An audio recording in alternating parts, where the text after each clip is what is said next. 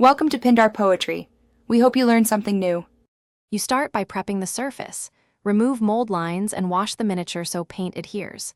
Once dry, prime with a thin matte primer to preserve detail. This gives contrast paints a consistent base. Shake your contrast paint vigorously for 30 to 60 seconds. This releases pigments and medium. Then, load a medium brush and push paint into recesses rather than brushing it away. Once done, test a small area to confirm flow and opacity before committing to the whole model.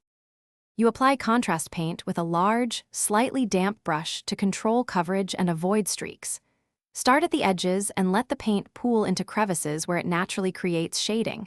This is why contrast formulas work: pigment and medium separate to enhance detail. Make thin, controlled passes and resist overworking highlights so they stay brighter.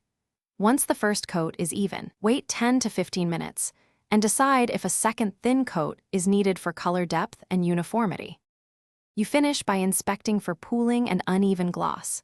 Once fully dry, generally about 24 hours, seal with a matte varnish to protect contrast finishes and reduce shine. If highlights need recovery, use thin layers or glazes to gently restore brightness. If you see pooling while painting, immediately dampen a brush and lift excess before it dries.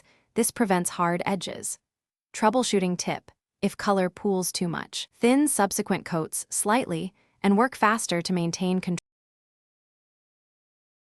Thanks for watching.